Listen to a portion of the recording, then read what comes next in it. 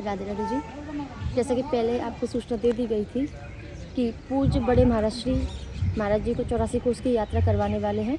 वह यात्रा आज से प्रारंभ हो चुकी है। आज 11 मार्च है। इसमें सिर्फ व्यवस्थापक और जो महाराज जी के परिकर संतजन हैं वही यात्रा में शामिल हुए हैं। वृंदावन बिहारी लाल की जय। जैसे कि आप जानते हैं कि प्रतिवर्ष 2 बार ब्रज 84 कोस की यात्रा राधा कृष्ण परिवार सेवा ट्रस्ट कराती है। और जितने भी हमारे आप सब संत हैं और विशेषकर किशोर शरण जी, ये 20 साल से मैं देख रहा हूँ सेवा में रहते हैं, तो ये कभी 84 कोस की परिक्रमा कर नहीं पाए। और मैंने को हर बार कहा था कोई नहीं, जब यात्री चले जाएंगे बाद में फुर्सत से मैं आपको घुमा दूँ, सब जगह दर्शन करें। लेकिन प्रभु का विधान, कार्य की अधिक व्यवस्था होने से तो मैं दर्शन करा नहीं पाता। अब मैं एकांत में गया, लेकिन मुझको अपना दिया हुआ वचन याद था कि किशोर शरण जी को 84 कोस की यात्रा करानी है। और उसी संदर्भ में ये यात्रा प्रारंभ हुई है आज से। आप सब संत भी साथ में, कार्यकर्ता जितने भी राधा कृष्ण परिवार के सब लोगों को साथ में लेकर मैं यात्रा करा रहा हूँ।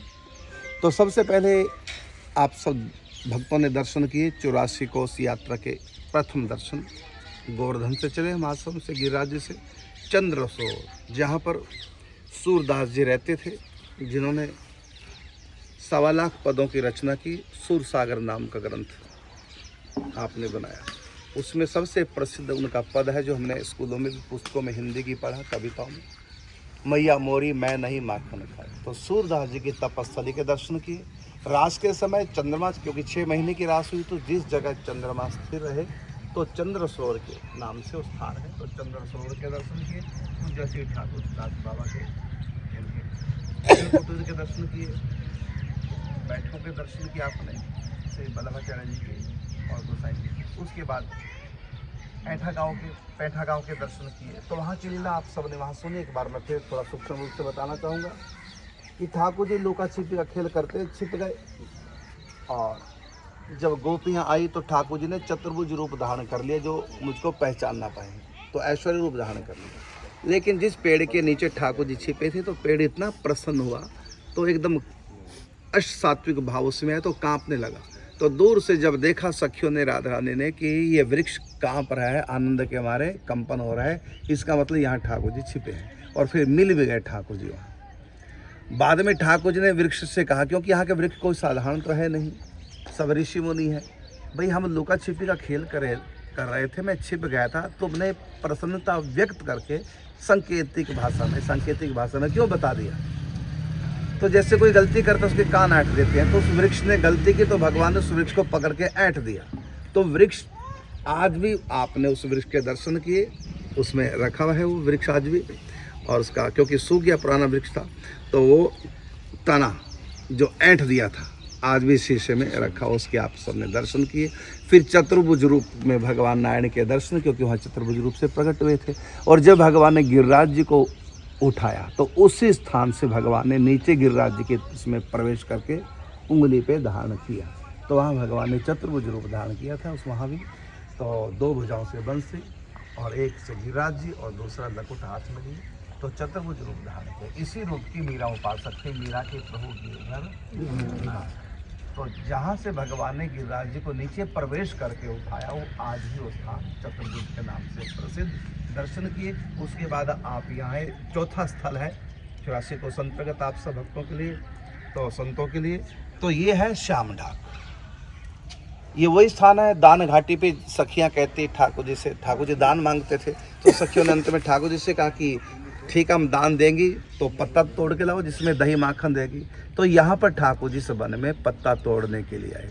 तो यहाँ के वृक्ष, जैसा कि मैंने बताया, सब ऋषि मुनि, तो सब अपने आप ही वृक्षों के डोने बन गए, पत्तों के, वृक्षों के पत्तों के दोने बन गए। तो इसलिए इसको नाम द्रोण वन भी है, और इसको श्याम ढाक कहते हैं, श्याम सुंदर के नाम से। यहीं पर ग्वाल बालों के साथ ठाकुर जी ने भोजन लीला की, इसलिए यहाँ पर मंदिर में भी आपने दर्शन किए, ठाकुर जी ग्वाल बालों के साथ वन भोजन ग्रहण करें। तो यहीं पर आज भी सावन के महीने में जब नए नए पत्ते वृक्षों में यहाँ आते हैं, तो ढाक के वृक्षों में, तो उनके अपने पे डोने बन जाते हैं। तो ये वो श्याम ढाक पवित्र स्थली, और यहीं पर श्रीनाथ जी कुछ समय के लिए निवास किए हैं। यहाँ श्री महाप्रभु जी की बैठक है, जहाँ उन्होंने भागवत जी का अनुष्ठान किया। ये महाप्रभु जी कौन? सूरदास जी के श्री सद्गुरुदेव भगवान श्री श्री वल्लभाचार्य जी महाप्रभु यहाँ उनकी बैठक के दर्शन। बोल वृंदावन बिहारी लाल की जय।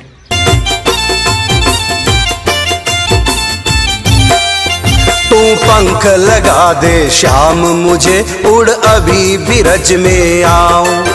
तू पंख लगा दे श्याम मुझे उड़ अभी बिरज में आऊं। श्री गोवर्धन बरसाना वृंदावन दर्शन पाऊं। श्री गोवर्धन बरसाना वृंदावन दर्शन पाऊं। तू पंख लगा दे श्याम मेरे उड़ अभी बिरज में आऊं। तू पंख लगा दे श्याम मेरे उड़ अभी बिरज में आऊं। 84 कोस की जो परिक्रमा आज पूर्व बड़े महाराज श्री छोटे महाराज श्री के लिए प्रारंभ कर चुके हैं। उसमें दीप पर राजा सूरजमल के जल महल में हम लोग आ चुके हैं। पीछे आप सुंदर फुलवारी का दर्शन कर रहे हैं और साथ में आगे चल के हम आपको जल महल के दर्शन कराएंगे।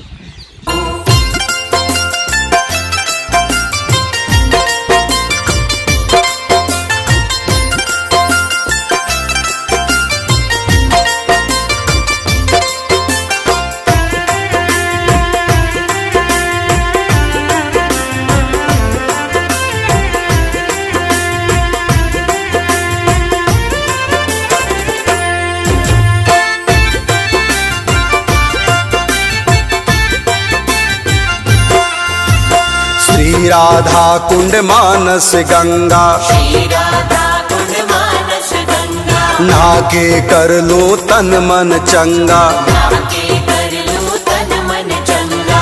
गोवर्धन परिक्रमा करके मन वांछित फल पाऊं।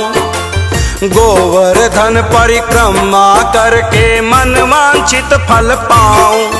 तू पंख लगा दे श्याम मेरे उड़ अभी बिरज में आऊं। तू पंख लगा दे श्याम मेरे उड़ अभी बिरज में आऊं।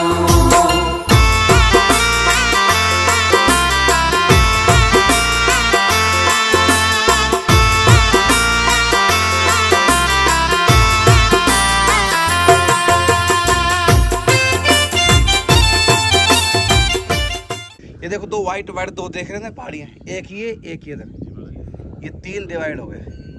ये गंगा जमुना सरस्वती।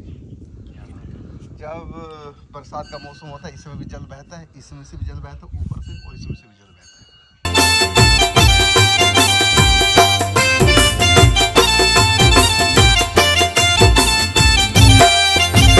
बरसाना वृषभान दुलारी। बरसाना वृषभान दुलारी। जिनकी ऊंची बनी अटारी। जिनकी ऊंची बनी अटारी। राधा रानी के दर्शन कर जीवन सफल बनाऊं। राधा रानी के दर्शन कर जीवन सफल बनाऊं। तू पंख लगा दे श्याम मेरे उड़ अभी बिरज में आऊं। तू पंख लगा दे श्याम मेरे उड़ अभी बिरज में आऊं।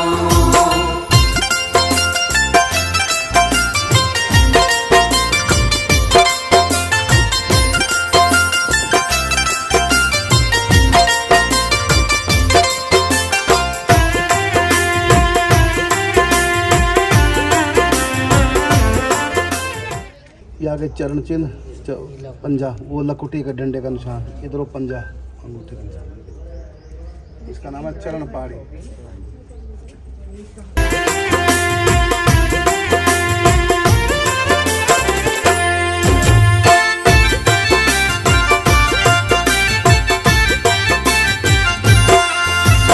वृंदावन में बांके बिहारी। वृंदावन में बांके बिहारी। राधा वल्लभ झांकी प्यारी। राधा वल्लभ झांकी प्यारी। देख चरण तो ये डी है, यहाँ तक है, लेकिन पत्थर जब पिंगला बंसी बजाई ठाकुर ने, पिंगल के ठाकुर के चरण आगे खिसक गए, ऐसे आगे खिसक गए तो ये गड़ गए नीचे। और पंजे के निशान देखो छोटे हैं, तो चरण तो छोटा सा है लेकिन लंबा इसलिए बन गया कि ठाकुर जी के चरण ऐसे पिघल गए जब बंसी सुन करके, तो आगे चरण खिसक गए, फिसल गए आगे, तो फिर लंबा चिन्ह लंबा हो गया। देख के रूप छटा नैनों की प्यास बुझाऊं, देख देख के रूप छटा नैनों की प्यास बुझाऊं। तू पंख लगा दे श्याम मेरे उड़ अभी बिरज में आऊं। तू पंख लगा दे श्याम मेरे उड़ अभी बिरज में आऊं।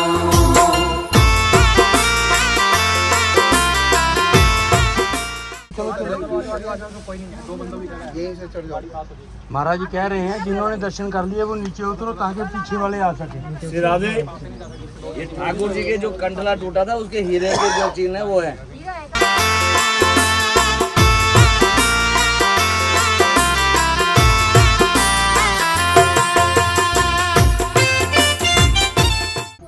ये है व्योमासुर की गुफा। जी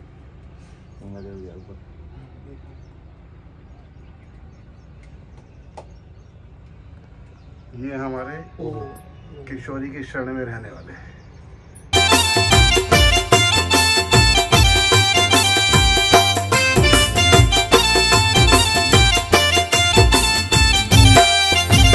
जो तुम मन की आस पुजाओ, जो तुम मन की आस पुजाओ, ब्रज वृंदावन मुझे बुलाओ, ब्रज वृंदावन मुझे बुलाओ।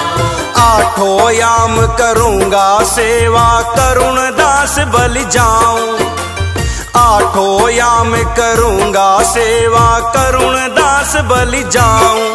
तू पंख लगा दे श्याम मेरे उड़ अभी बिरज में आऊं। तू पंख लगा दे श्याम मेरे उड़ अभी बिरज में आऊं। श्री गोवर्धन बरसा नाम वृंदावन दर्शन पाऊं। राधे, ब्रज 84 को यात्रा करते हुए जब नागाजी महाराज यहाँ पहुंचे तो इसी करील के झाड़ में उनकी जटाएं उलझ गई। जितनी सुलझाएं उतनी उलझती चली गई। 3 दिन 3 रात्रि तक खड़े रहे। ठाकुर जी आए सुलझाने के लिए, पूछा कौन हो? कहा कि जिसकी इंतजार कर रहे हो कृष्ण। कहा हम कैसे मान लें? कहते आपका देखो मेरा मोर मुकुट लगा है। कहते यहाँ ब्रजवासी बालक सब मुकुट लगा के घूमते हैं। कहा देखो मेरे हाथ में बांसुरी भी है। कहा ये सब ब्रजवासी बांसुरी लेके भी घूमते हैं, तो कैसे मानोगे? तो कहा कि जहाँ आप हो वहाँ राधा रानी भी तो होती हैं, युगल सरकार होने चाहिए। ठाकुर जी कहते बड़ा चतुर है, हम दोनों के दर्शन चाहता है, तो नाम रखा चतुरदास नागाजी महाराज। बोलो चतुरदास नागाजी महाराज। राधा रानी जब प्रकट हुई तो उनके प्रकट होते ही जितने कदम के वृक्ष से सब टूट टूट के दंडोत प्रणाम किया। जय हो। क्योंकि ब्रज की रानी आई हैं, तो यहाँ के आसपास जाके देखोगे सब पेड़ गिर गए टूट के, आज भी हरे हैं। बीच में से 2 हो गए और आज भी हरे हैं वहाँ पे।